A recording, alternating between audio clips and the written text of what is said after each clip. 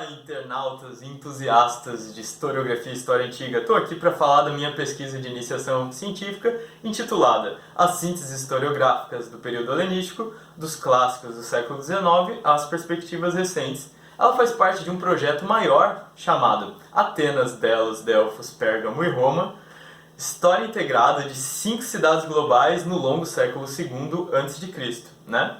Mas então, a minha parte nessa pesquisa é um pouco mais humilde aqui e ver o que foi falado, né, sobre essas cidades do projeto mais amplo durante o século XIX e XX. Obviamente, eu não vou ter tempo de ler tudo que foi escrito sobre essas cidades no período helenístico, então a gente selecionou alguns casos paradigmáticos para analisar essas perspectivas dos autores. Mas para que começar uma pesquisa sobre essas cidades antigas com a historiografia?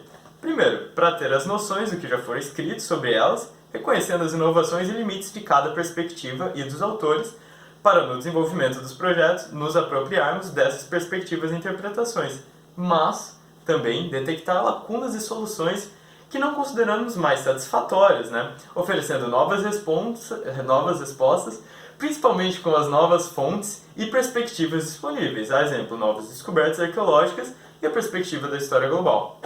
Qual o nosso material, então, para a minha iniciação científica e análise dessas historiografias?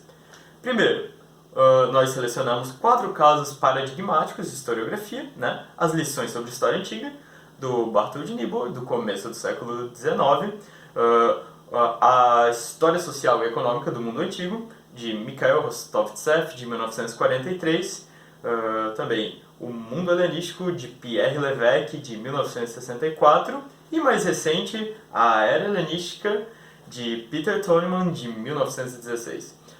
E segundo, nós também pegamos alguns textos complementares que nos ajudam a compreender esses autores, como as fontes que eles utilizaram, textos sobre esses autores mesmos e as escolas historiográficas que eles faziam parte, textos teóricos e políticos que influenciaram as perspectivas desses autores e materiais mais gerais que nos ajudam a contextualizar o período de produção. Mas qual foi a metodologia que a gente utilizou para analisar essas historiografias?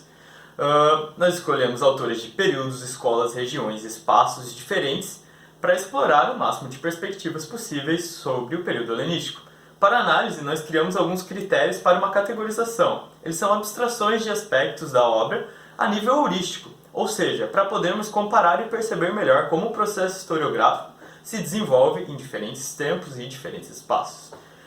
Essa divisão entre aspectos internos e externos da obra que a gente utilizou a nível heurístico, né, é um pouco abstrata, mas ajuda para essa comparação, como eu falei. Com isso, nós podemos observar as relações das mudanças de perspectiva e morfologia no interior da obra e conectá-la com as mudanças sociais, econômicas e culturais do contexto de produção dos historiadores. Então, falando um pouco mais sobre o que nós consideramos os aspectos internos da obra. Nós analisamos os atores considerados pelos autores e a organização morfológica como as táticas narrativas utilizadas pelos autores. Os atores que os autores consideraram, nós utilizamos um conceito amplo, como entidades que guiam a narrativa. Por exemplo, eles podem ser sujeitos históricos, as cidades, as nações, as etnias e até as ações da natureza, colocando como uma história ambiental que alguns autores consideram. Nós também consideramos as esferas que os autores consideram sobre esses atores, buscando ressaltar descrições desses agentes como culturais, econômicas, políticas e sociais, ou seja, os temas, não é mesmo? E também os diferentes tipos de explicações que foram utilizados nas historiografias, como explicações morais, políticas, sociais e culturais para dar sentido a causas e efeitos das ações desses agentes históricos. Também, no aspecto morfológico, nós buscamos ver a organização dos capítulos e subcapítulos, que podem ser divididas numa progressão temática, cronológica ou espacial. Também as táticas narrativas utilizadas, como regressões, avanços na cronologia, digressões e como os autores amarram mudanças temáticas e justificam suas transições entre os capítulos e subcapítulos. Dos aspectos externos da obra, nós procuramos tanto as fontes utilizadas pelos autores, percebendo a afinidade dos mesmos com elas, né, tanto aos temas que as fontes apresentam, à língua e à cultura, assim como questões de disponibilidade dessas fontes, né? Que podem ser de textos novos descobertos, principalmente achados arqueológicos intensos que ocorreram no final do século XIX e durante o século XX, ou seja, eles deram novas informações para autores posteriores e tendo ali uma lacuna de fontes arqueológicas para autores do começo do século XIX, como Nibo. Também percebemos o local de produção, que pode influenciar tanto nas polimeridades dos arquivos e fontes, as teorias das tradições e modo de pesquisa local e as suas concepções. Também, como aspecto externo, consideramos o período histórico. Aqui nos atentamos a fatos sociais, culturais e econômicos totais que afetam e motivam as respostas, questões e categorias utilizadas pelos historiadores. Como exemplo, temos a formação nacional do começo do século XIX, vemos que Niebuhr bate muito o pé nisso, né? Ou a polarização ideológica de meados do século XX e a posterior descolonização e globalização do século XXI.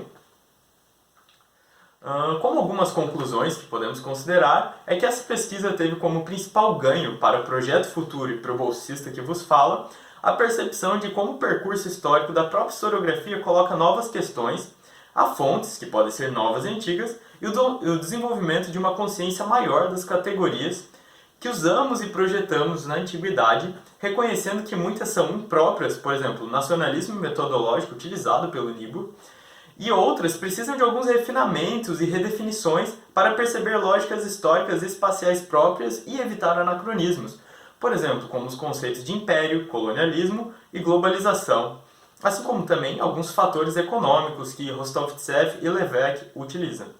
Com isso, podemos desenvolver novos conceitos que expressam lógicas e dinâmicas próprias, né, diferentes das contemporâneas, como globalizações, colonizações e imperialismos pré-modernos. Ao fazer isso, buscando uma função um pouco mais pragmática da história, ajudamos a perceber e compreender o mundo moderno, pois ao ser conscientes das diferenças do passado, melhor compreendemos as especificidades do presente, de um mundo que vive desde reterritorializações devido aos fluxos mais intensos de pessoas, bens e ideias. Obrigado, isso foi um pouco da minha pesquisa. Valeu!